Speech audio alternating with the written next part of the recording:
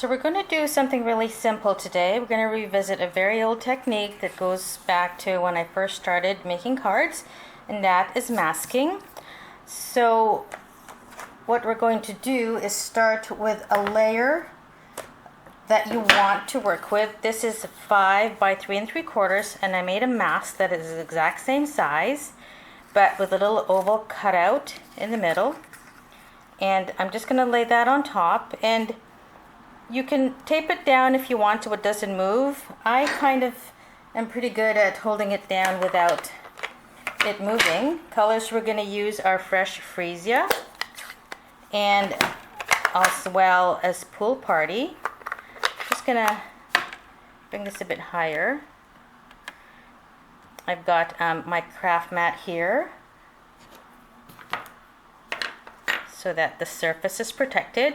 And I'm just going to go ahead and sponge some ink onto my oval cutout. So I'm going to start off with some Pool Party, and you start off outside of the opening, and just in circular motion just go ahead and add color.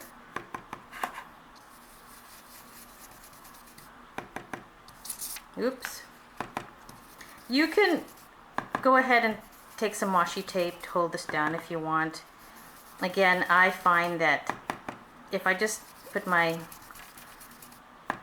middle finger and thumb like that, you know, I'm pretty good at making sure that it doesn't go anywhere. And you're just sponging in color, blending it in with your blender brushes.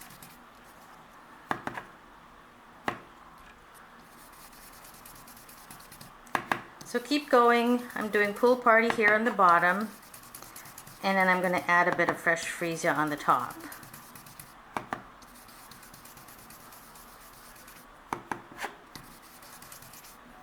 And then let's go in with some Fresh Freesia up on the top there.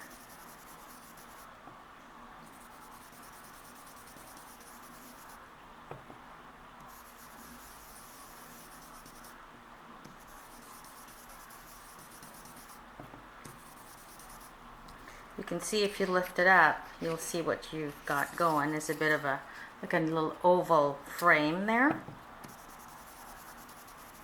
then you just go ahead and add as much color as you want. Let's do a little bit more of the Pool Party on the bottom.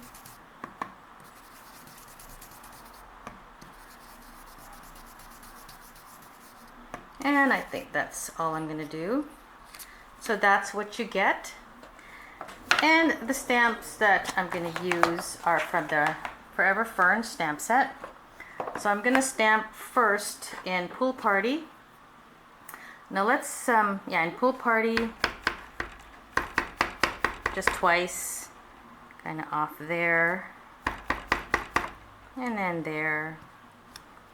And then I'm going to do it again in Fresh Freesia, just in the middle there. Which is very quick and easy stamping here. And then the greeting that I used is from the In the Pines stamp set, the Thinking of You. And let's do that in Fresh Freesia. You could do it in a darker color or any color that you want. And then the finishing touch that I always like to do is I like to add a little bit of splatter.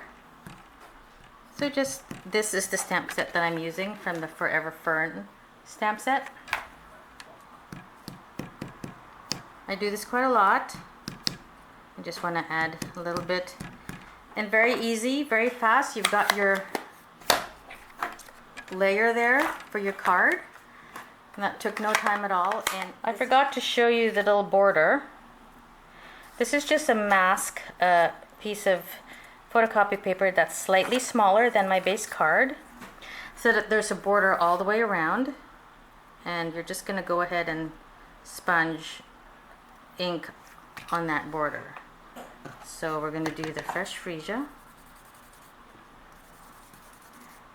And you're going to create an illusion of layering.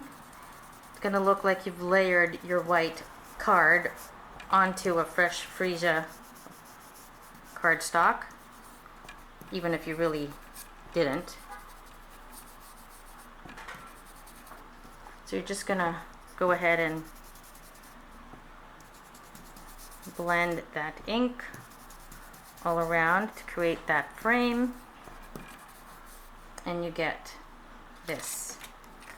So it looks like, I don't know if you can see, it looks like there's a frame there all around. And the finished card is this here. I stamped the greeting in black on this finished card as opposed to the sample card which I did in Fresh Freesia. That's your finished card, and some other cards that I made. This one is the same idea, using Pear Pizzazz, and the colors that I used to sponge is Pear Pizzazz and Sahara Sand. The stamp set that I use is the In the Pine stamp set. You can see I did an illusion of forefront and background here by stamping off first. I use, for this tree here, I use this stamp set stamped in Sahara Sand and the inside of it in Pear Pizzazz, but I stamped it off first on scrap paper to create this look like it's further away in the background. And then of course these two I stamped full strength onto my cardstock. And I did some of the opal rounds on here that I've colored in, with the Pear Pizzazz Stampin' Blends. And again, you can see I did some of the, from this stamp set here, I used the splatter stamp from the Forever Fern stamp set. And then the third card that I made was this one, using the Freeze a Bird stamp set. And the colors that I use are Daffodil Delight and Calypso Coral. And then I stamped the leaves in black on here. And of course I did the flowers in black on scrap paper, and then I cut them out and just glued them on top of my base card, and I popped some of the smaller ones out. So there you have a very easy way to create some cards by masking.